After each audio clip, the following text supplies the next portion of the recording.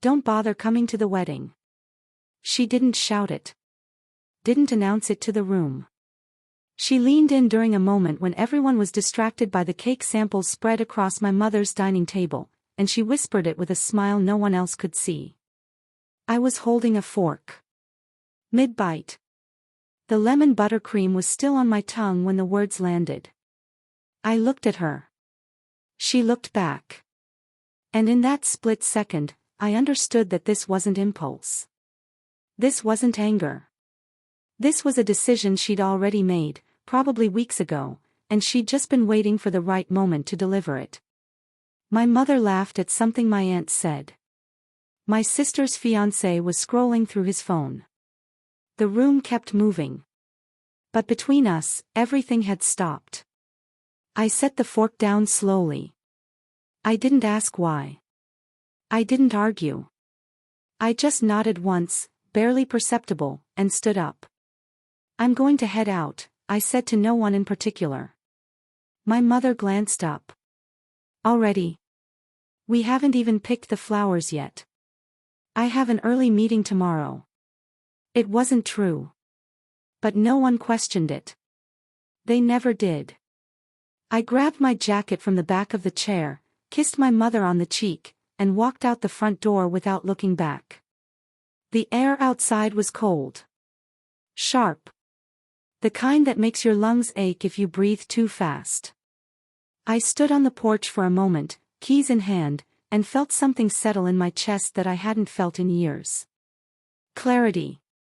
Because the thing is, I'd been waiting for this moment too. Not consciously. Not in a way I could have articulated if someone had asked. But somewhere deep down, I'd known it was coming. My sister had been building this narrative for a long time. The narrative where I was the problem. The one who was too controlling. Too involved. Too opinionable.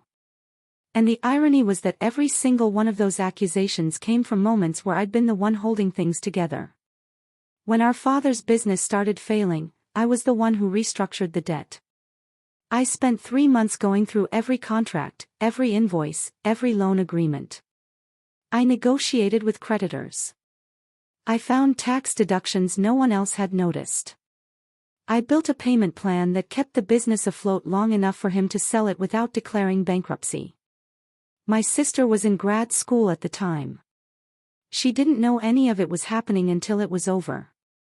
When my mother needed surgery and couldn't afford the copay, I was the one who paid it. Not just the copay. The physical therapy afterward. The medication.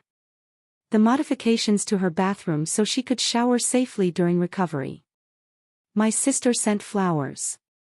When my sister's first startup collapsed and she needed a place to stay, I was the one who gave her my guest room for 8 months. I didn't charge her rent. I didn't ask her to contribute to groceries. I just let her rebuild in peace while I covered everything. She never said thank you. Not once. She just moved out when she was ready and acted like it had been a temporary inconvenience, not a lifeline. But none of that fit the story she wanted to tell now. So it got rewritten. Slowly. Quietly. Until I became the obstacle instead of the foundation. And now, she didn't want me at her wedding. I got in my car and sat there for a full minute before starting the engine. I didn't cry. I didn't feel sad. I felt something else. Something sharper. Something that had been coiled up inside me for years and was finally starting to unwind. I drove home in silence. No music. No podcasts. Just the sound of the tires on asphalt and my own breathing.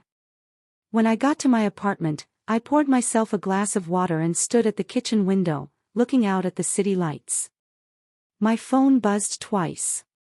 I didn't check it. I knew what it would say.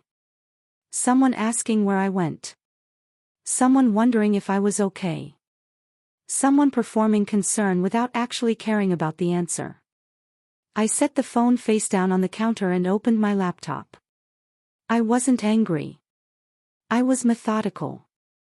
Because here's what my sister didn't understand: I wasn't just involved in the family. I was the structure.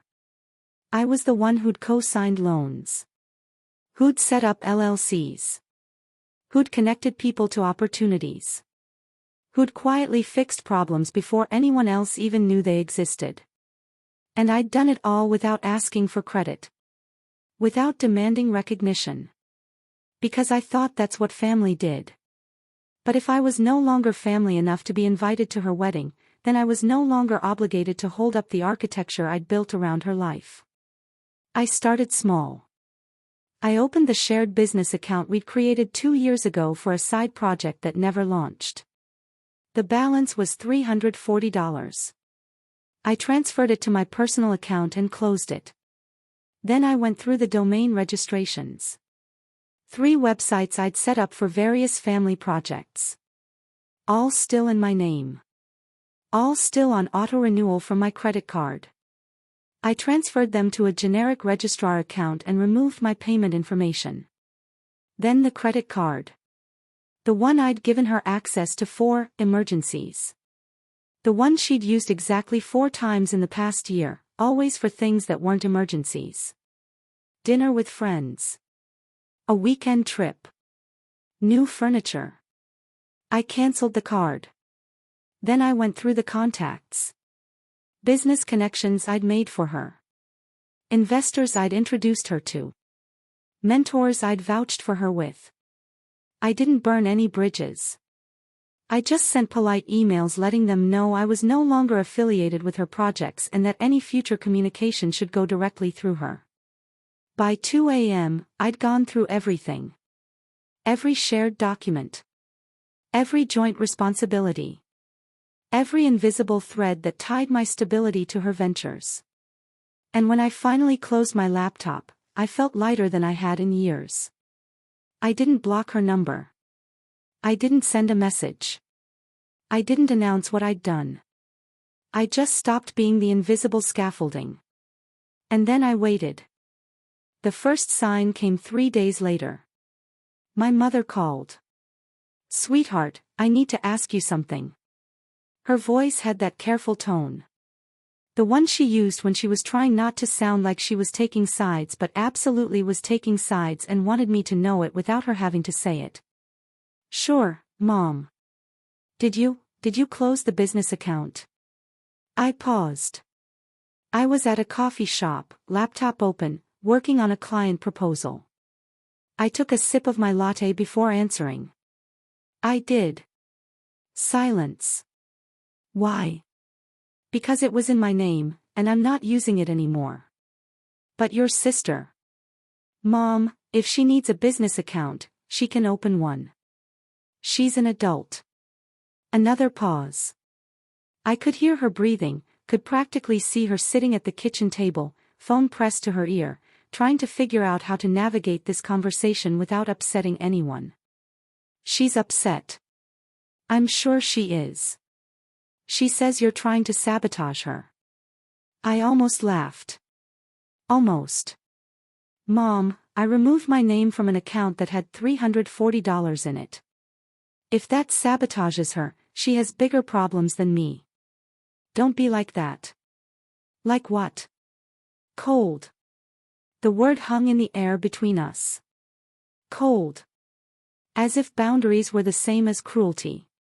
As if stepping back was the same as attack. As if protecting myself was the same as punishing her. "I'm not being cold," I said evenly. "I'm being clear. She told me not to come to her wedding. So I'm respecting her wishes. And I'm also making sure my name isn't attached to things I'm no longer part of." "She didn't mean it like that." "Then how did she mean it?" My mother didn't answer right away. I could hear her breathing on the other end of the line, could hear the faint sound of the television in the background. When she finally spoke, her voice was quieter. "She's just stressed. Wedding planning is hard. There's so much pressure. You know how she gets when she's overwhelmed." "I know. That's why I was trying to help. Until she told me not to bother." "She needs you." She made it very clear that she doesn't. Another long silence. I could feel my mother searching for the right words, the ones that would make me back down without making her have to acknowledge what had actually happened. Will you at least talk to her? If she wants to talk to me, she knows where to find me. I hung up gently. Not angrily.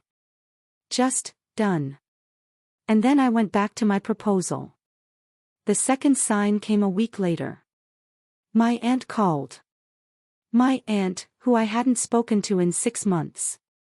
Who only ever reached out when she needed something or when someone else had asked her to. Hey, honey. How are you? I knew immediately why she was calling. I could hear it in the forced cheerfulness of her voice, in the way she asked how I was without actually waiting for an answer. I'm good, Aunt Linda. What's up? I just wanted to check in. I heard you and your sister had a little misunderstanding. A little misunderstanding. As if being uninvited to a wedding was a miscommunication about dinner plans. Did she tell you what happened? She said you two had a disagreement. Did she tell you what the disagreement was about? She said you've been under a lot of stress lately. And that maybe you misinterpreted something she said. There it was. The narrative. I wasn't excluded. I misinterpreted. I wasn't hurt. I was stressed. I wasn't responding to her actions. I was overreacting to my own instability. Aunt Linda, she told me not to come to her wedding. I didn't misinterpret anything. Oh. A pause. I could hear her shifting, uncomfortable. Well, I'm sure she didn't mean. She meant it. But you're still coming, right? I mean, you have to come. You're her sister. I wasn't invited. Of course you're invited. Your family. Then she should have said that. Instead of the opposite. I could hear my aunt shifting on the other end of the line. Uncomfortable. Caught between two stories that didn't match and unsure which one she was supposed to believe. Look, I don't want to get in the middle of this, but... Then don't. But maybe you could just, let it go. For your mother's sake. She's so excited about this wedding. It would just break her heart if you two weren't speaking. And there it was. The secondary narrative. The backup plan. If I couldn't be reframed as unstable, I could be reframed as selfish. The one who wouldn't let it go. The one who was making everything harder. The one who was hurting our mother by having feelings about being hurt. Aunt Linda, I love you. But I'm not going to pretend I wasn't told to stay away just to make other people more comfortable. No one's asking you to pretend. That's exactly what you're asking me to do. She sighed. A long, dramatic sigh that was meant to communicate how difficult I was being. I just don't want this to ruin the wedding. Neither do I. That's why I'm not going. I ended the call. And then I blocked her number too. Not out of anger. Out of self-preservation. Because I could see the pattern now. The way the story was being rewritten in real time. The way my removal was being turned into my instability. The way my boundaries were being turned into my bitterness. The way my hurt was being turned into my problem. And I refused to participate. The third sign came 2 weeks before the wedding. My sister's fiancé texted me. Hey.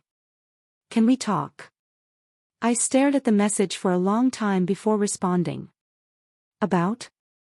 Just, everything. I think there's been a miscommunication. There was that word again. Miscommunication. As if words didn't mean what they meant. As if context didn't exist. As if I'd somehow invented the hurt out of thin air. There hasn't been. Can I call you? I hesitated.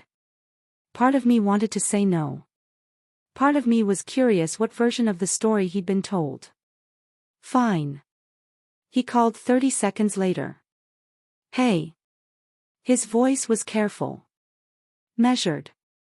The voice of someone who'd been sent to negotiate. Thanks for picking up. What do you want? I wanted to check in. See how you're doing. I'm fine. Yeah. He didn't sound convinced. Because your sister's really upset. I'm sure she is. She misses you. I almost laughed. She told me not to come to her wedding. That's not what missing someone looks like. I think she was overwhelmed that day. She didn't mean it. Then why hasn't she said that to me? Silence. Look, he continued, I don't know what happened between you two. But I do know that she loves you. And I know she wants you there. If she wanted me there, she wouldn't have uninvited me. She didn't uninvite you. She told me not to bother coming. How is that not an uninvite? He exhaled slowly. I could picture him running his hand through his hair, trying to figure out how to manage two women who saw the same situation completely differently. I think she was just venting. I don't think she actually meant for you to take it seriously. So when she says things, I'm not supposed to believe her. That's not what I'm saying. That's exactly what you're saying. You're saying that when she told me not to come, she didn't really mean it. Which means either she lies about important things, or she says hurtful things without caring about the impact. Either way, that's not someone I want to show up for right now. But you're her sister. I know. And she still told me not to come. Another long silence. She needs you, he said finally. More than you know. Then she should have thought about that before she pushed me out. She didn't push you out. Yes. She did. And now she's upset that I'm not fighting to get back in. But that's not how this works. You don't get to exclude someone and then be mad when they respect the boundary you set. I could hear him breathing on the other end. Frustrated. Probably confused about how a simple conversation had turned into something he couldn't fix. Just think about it, okay? For her sake. For your mom's sake. I have thought about it. That's why I'm not coming. I hung up. And then I turned off my phone for the rest of the day. The wedding was in 9 days when the fourth sign appeared. An email. From my sister. Subject line, we need to talk. I opened it at 11 p.m., sitting on my couch with a glass of wine I hadn't touched. The apartment was quiet. Just the hum of the refrigerator and the distant sound of traffic outside. The email was long. Rambling. Full of phrases like, I never meant to hurt you, and, I think we've both said things we didn't mean, and, I just want us to move past this. But nowhere in the email did she acknowledge what she'd actually said. Nowhere did she take responsibility. Nowhere did she admit that she'd uninvited me. Instead, the email reframed everything. She was stressed. I was sensitive. We both overreacted. We both needed to forgive each other. As if we'd both done something wrong. As if my crime was being hurt by her words. I know things have been tense between us, she wrote. And I know I haven't always handled things perfectly. But I really need you to understand how hard this has been for me. Planning a wedding is so much pressure, and I feel like everyone has an opinion about everything, and I just wanted one thing that felt like mine, you know? I read that line 3 times. One thing that felt like hers. As if our relationship was something she needed to claim ownership of. As if my presence in her life was an invasion rather than a choice. I think maybe we've both been so caught up in our own perspectives that we haven't really listened to each other, the email continued. And I don't want to fight anymore. I don't want there to be this distance between us. You're my sister. You're supposed to be my maid of honor. And I really need you there. Maid of honor. She'd never asked me to be her maid of honor. She'd asked our cousin. 3 months ago. I'd heard about it through my mother. I stared at that line for a full minute, trying to understand if she'd forgotten or if this was a new narrative being constructed in real time. Can we please just put this behind us? The email ended. Can we please just be okay again? I miss you. And I really, really need you at my wedding. I read the email 3 times. And then I closed my laptop without responding. Because I realized something in that moment. This wasn't about reconciliation. This wasn't about understanding. This wasn't even about apology. This was about control. She didn't want me at the wedding because she valued me. She wanted me at the wedding because my absence would be noticed. Because people would ask questions. Because it would disrupt the narrative she'd been building. The narrative where we were close. Where she was loved. Where everything was perfect. And now that the wedding was close, now that people were starting to ask where I was on the planning committee, where I was in the group photos, where I was during the dress fittings, she needed to bring me back into the fold. Not because she missed me. But because my absence was becoming inconvenient. I poured the wine down the sink and went to bed. 5 days before the wedding, my mother showed up at my apartment. I opened the door to find her standing there with a Tupperware container of lasagna and a look on her face that I'd seen 1,000 times before. The look that said, "Please don't make this harder than it has to be." "Hi, Mom." "Hi, sweetheart. Can I come in?" I stepped aside. She walked in, set the lasagna on my counter, and turned to face me. For a moment, neither of us spoke. She just looked at me with tired eyes, and I looked back, and we both knew exactly why she was there. "You're not coming to the wedding." It wasn't a question. "No." She nodded slowly, like she'd expected that answer but had hoped she'd be wrong. "Why?" "Because I wasn't invited." "You know that's not true." "Mom, she told me not to come." In her own words. "How is that not true?" She was upset. She said something she didn't mean. So everyone keeps saying. But she hasn't said that to me. Not once. She's scared. Of what? Of admitting she was wrong. Of making things worse. Of. I don't know. Of you not forgiving her. I'm not asking for an apology, Mom. I'm just respecting the boundary she set. But she doesn't want that boundary anymore. Then she can tell me that herself. Like an adult. My mother sighed and sat down at my kitchen table, uninvited. I watched her settle into the chair, watched her fold her hands in her lap like she was preparing for a long conversation. "This is killing her," she said quietly. "What is?" "You not being there. She's barely sleeping. She's barely eating. She's snapping at everyone. Yesterday she had a complete breakdown over the seating chart because she didn't know what to do about your seat. She can give it to someone else. She doesn't want to give it to someone else. She wants you there. Then she shouldn't have told me not to come." My mother looked at me for a long moment, and I saw something in her expression that I hadn't seen before. Something that looked almost like understanding. But then she shook her head, and it was gone. "You're stronger than she is," she said. "You always have been. You can handle this. She can't." And there it was.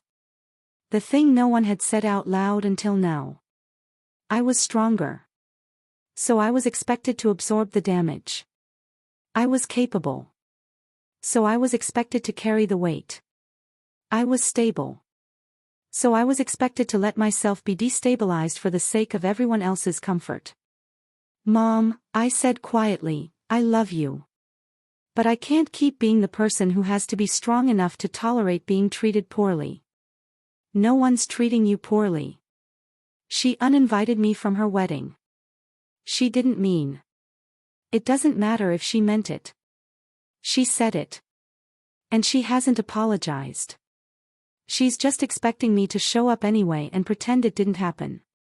And I can't do that anymore. Would that be so bad? Just showing up. Just being there for her. I stared at her. Yes. It would. Because it would teach her that she can hurt me without consequence. That she can push me away when it's convenient and pull me back when she needs something.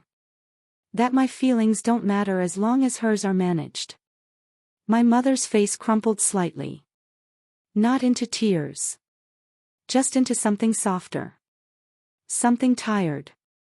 I just want my daughters to get along. So do I. But that's not my job to fix right now. Whose job is it? Hers. We sat there in silence for a moment. The refrigerator hummed. A car alarm went off somewhere outside. My mother stared at her hands. She's falling apart, she said finally, without looking up. I know. And you're just going to let her. I'm not letting her do anything. I'm just not catching her anymore. My mother stood up slowly. She looked older somehow. More tired than I'd ever seen her. She walked to the door and paused with her hand on the handle. You know, she said quietly, still not looking at me, when you were little, you used to take care of her. You'd make sure she had lunch for school. You'd walk her home when I was working late. You'd help her with her homework even though you had your own. I know. You were always the one looking out for her. I know. And now you're just stopping. I'm not stopping looking out for her. I'm stopping letting her treat me like I don't matter. My mother turned to look at me one last time. Her eyes were wet, but she wasn't crying. She needs you, she whispered. I know. But she doesn't want me. And I'm finally learning the difference. My mother left without another word. And I sat alone in my apartment, staring at the untouched lasagna, wondering when taking care of myself had become the same thing as cruelty. 3 days before the wedding, the text started. Not from my sister. From everyone else. My cousin, are you really not coming? My uncle, your sister's a wreck. Call her. An old family friend, I don't know what happened, but please don't let this ruin her day. A second cousin I hadn't spoken to in 5 years, family is everything. Don't throw it away over something small. Something small. One after another. All with the same subtext. You're the problem. You're the one who needs to fix this. You're the one who's being unreasonable. I didn't respond to any of them. I just watched the messages pile up and realized something I should have seen years ago. In this family, my role had never been daughter. Or sister. Or person. My role was infrastructure. I was the foundation everyone stood on without noticing. The support beam everyone leaned against without thanking. The emergency fund everyone withdrew from without replenishing. And the moment I stopped performing that role, the whole structure started to buckle. But instead of examining why the structure was so fragile, why it couldn't stand without one person holding everything together, they blamed me for stepping away. They blamed me for getting tired. They blamed me for wanting to be valued instead of just useful. 2 days before the wedding, I got a call from my sister's best friend. I'd met her exactly 3 times. We weren't close. We'd never had a conversation longer than 5 minutes. But apparently, she'd been recruited too. Hey, I know this is weird, she said, but I'm calling because I'm worried about your sister. Okay. She's not doing well. And I think she really needs you to be at this wedding. She told me not to come. I know. She told me. But I think she was just overwhelmed in that moment. I don't think she actually meant it. How do you know what she meant? Because I know her. And I know she loves you. And I know she's terrified that you're not going to be there. If she's so terrified, Why hasn't she called me herself? Silence. I think she's scared you'll say no. I already said no. By not coming. Because she told me not to. But that was before. Before what? Before it became inconvenient for her. Before people started asking questions. Before she realized that maybe pushing me away had consequences. Her voice got quieter. I think maybe you're being a little harsh.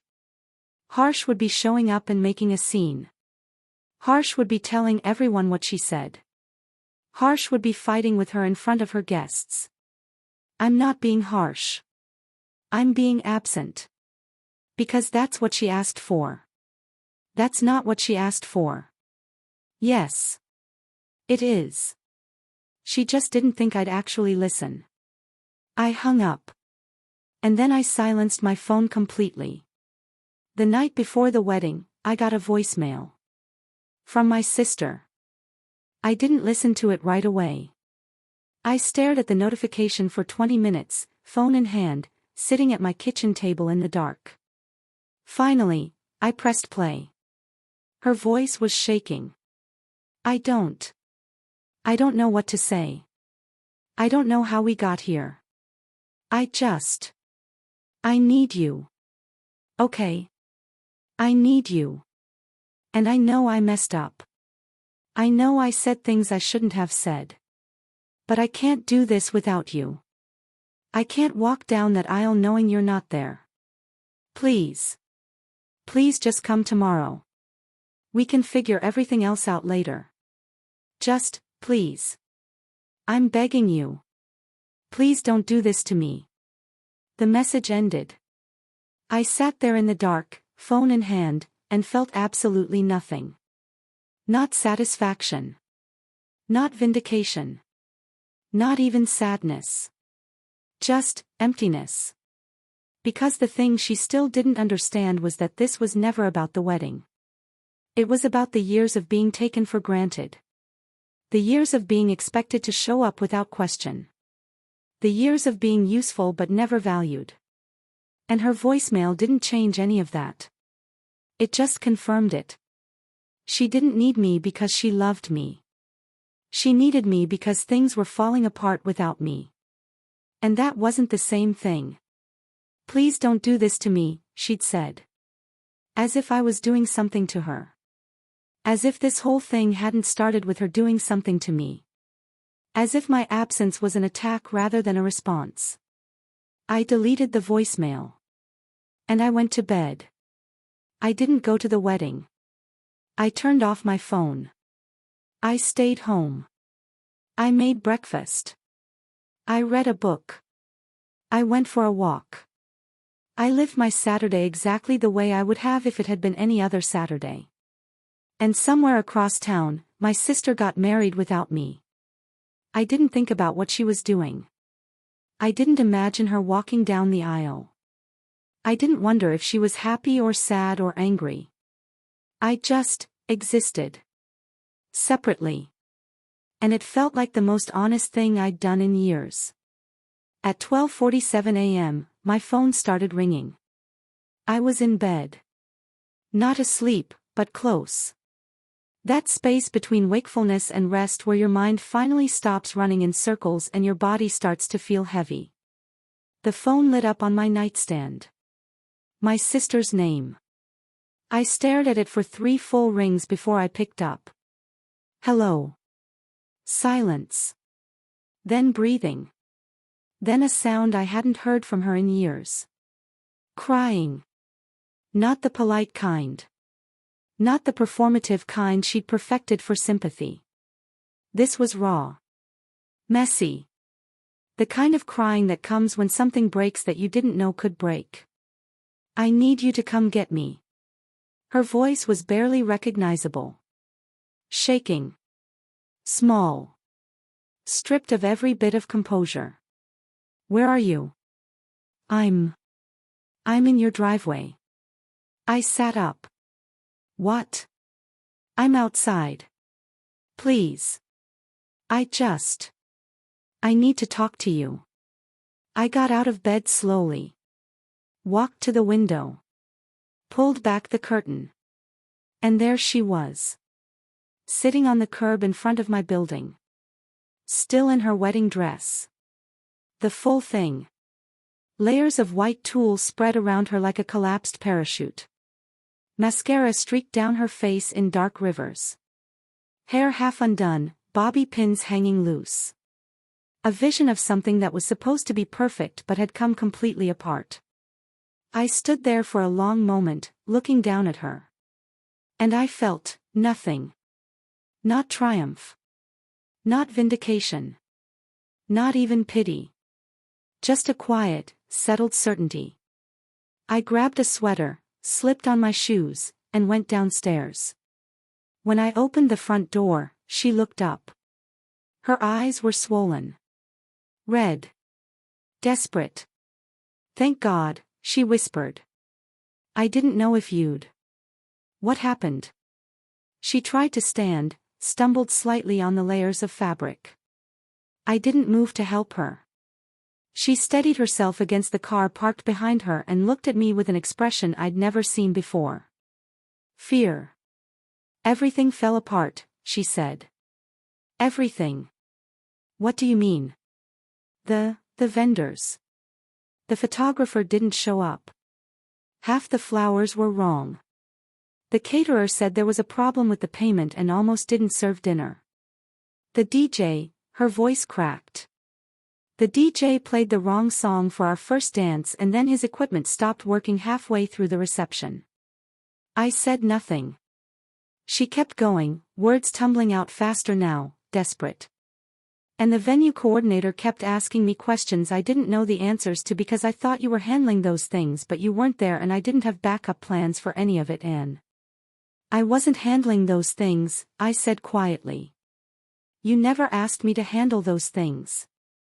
But you always handle things. You always know what to do. And you weren't there and I didn't. I couldn't."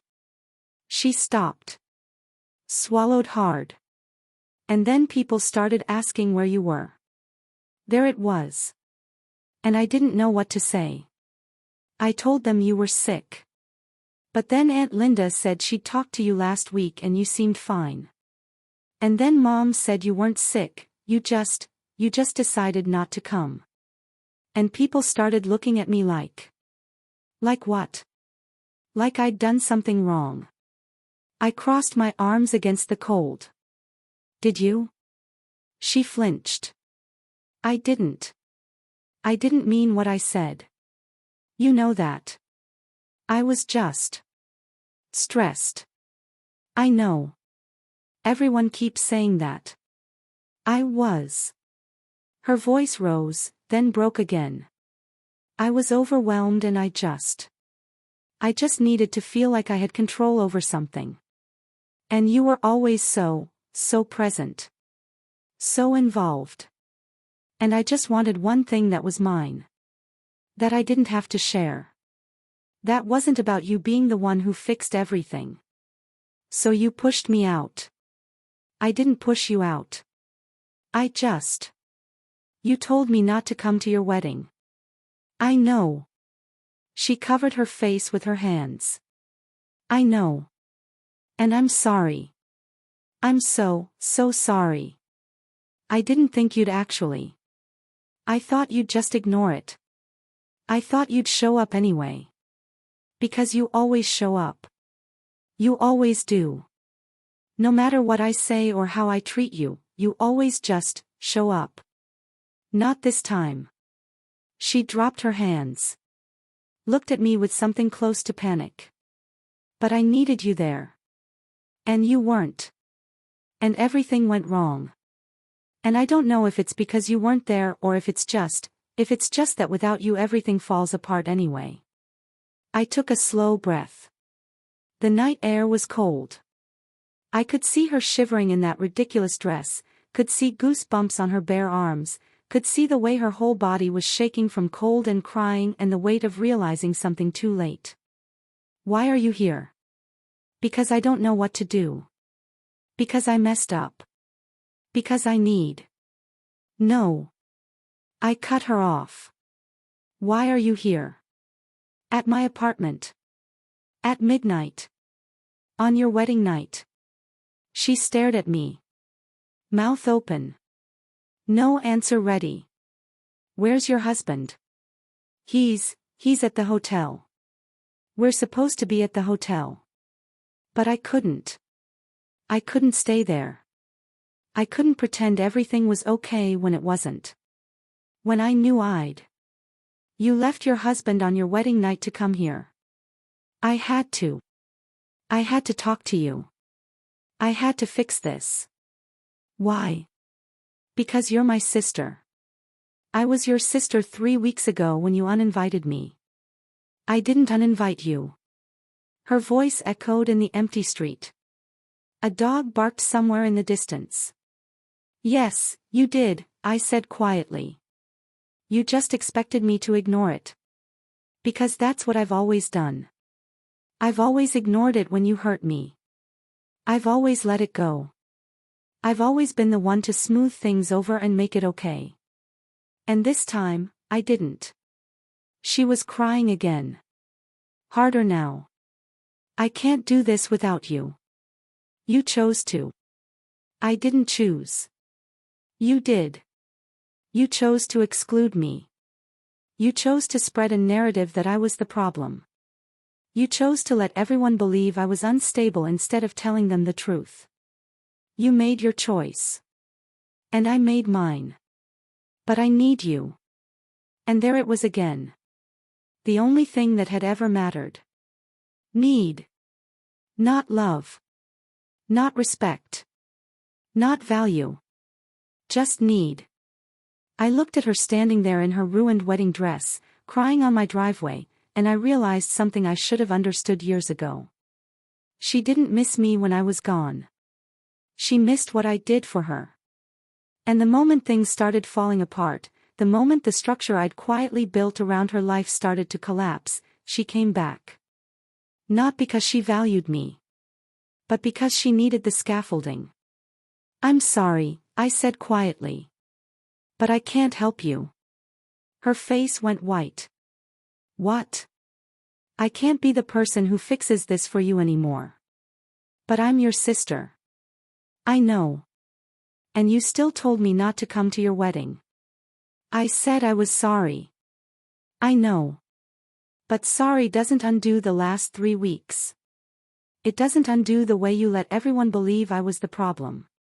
It doesn't undo the fact that you only came here because things went wrong, not because you actually wanted me there. That's not true. Isn't it? She opened her mouth. Closed it. Opened it again. And said nothing. Because we both knew it was true. Go home, I said. Go back to your husband. Go back to your life. And figure out how to hold it together without me. I can't. You're going to have to. I turned and walked back toward my building. Wait.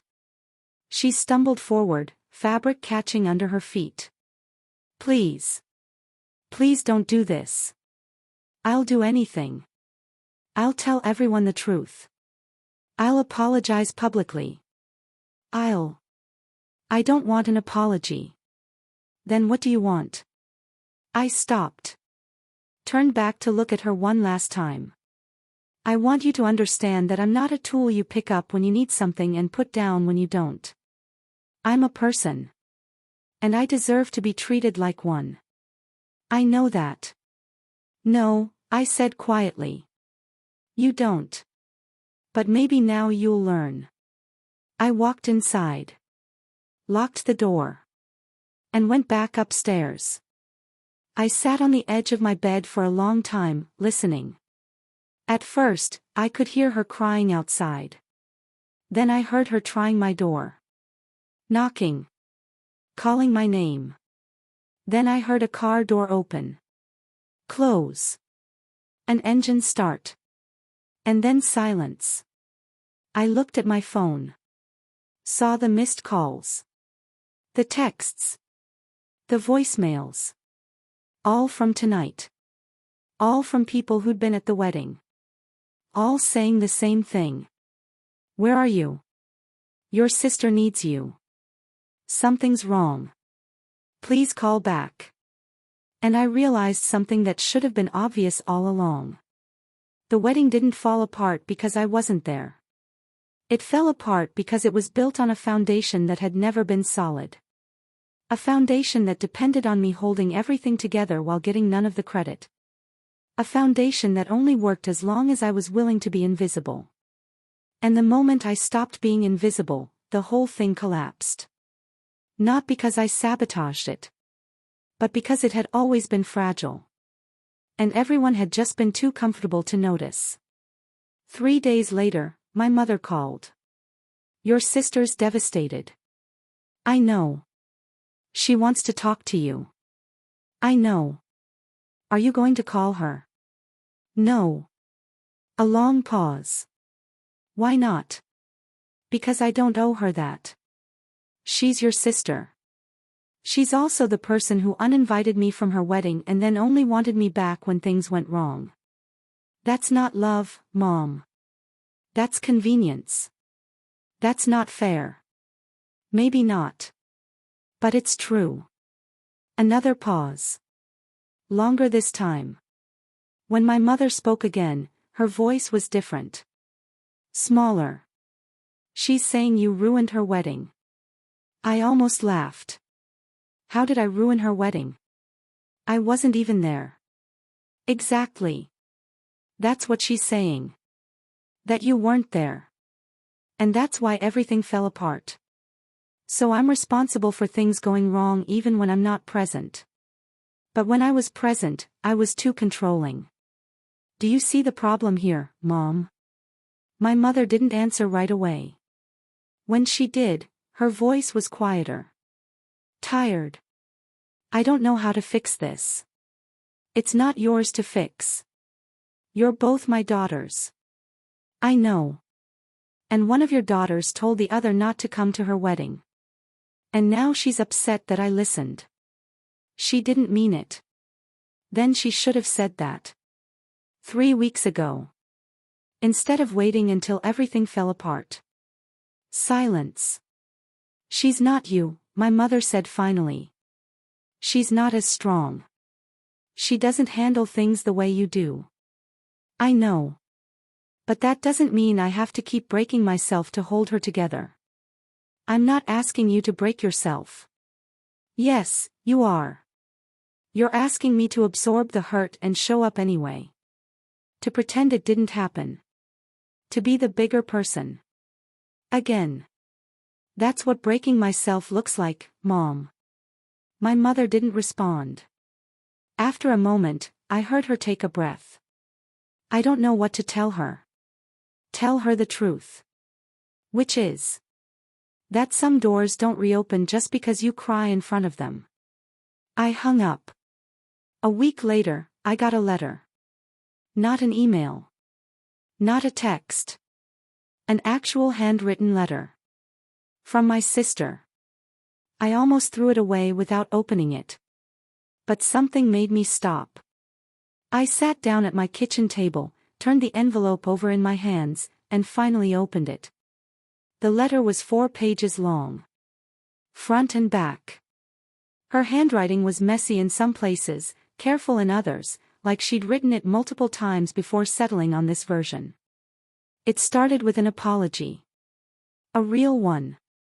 Not the kind that blamed stress or misunderstanding. The kind that took responsibility. I was wrong. I hurt you. And I let everyone believe you were the problem because it was easier than admitting I was. It went on. Talking about the wedding. About how everything that went wrong had nothing to do with me not being there. About how the photographer had double booked and forgot. How the payment issue with the caterer was because she'd forgotten to finalize the contract and thought someone else had handled it. How the flowers were wrong because she'd changed the order at the last minute through an email instead of calling and never confirmed anyone received it. Everything that went wrong was my fault. My disorganization. My carelessness. My inability to handle things on my own. And instead of admitting that, I blamed you. Because it was easier to believe you were punishing me than to admit I couldn't do it without you. The letter went on, detailing every conversation she'd had with family members. Every lie she'd told. Every time she'd framed my absence as my instability instead of her choice. I told Mom you were being cold. I told Aunt Linda you misunderstood. I told everyone you were stressed and overreacting. I rewrote the whole story so I could be the victim instead of taking responsibility for pushing you away. And then, near the end, I need you to know that I know what I did. I know I used you. I know I only valued you when you were useful. I know I took you for granted. And I know that saying sorry doesn't fix any of it. I also need you to know that I understand if you never want to speak to me again. I understand if this is permanent.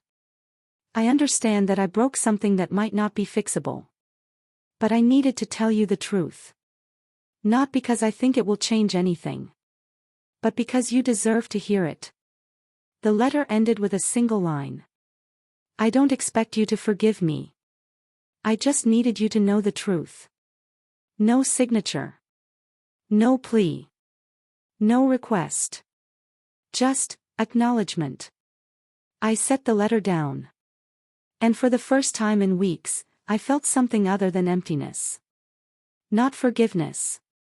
Not reconciliation. But validation. The validation that I hadn't been crazy. That I hadn't misunderstood. That what happened had actually happened the way I remembered it. That I wasn't the problem. And that was enough. I didn't call her.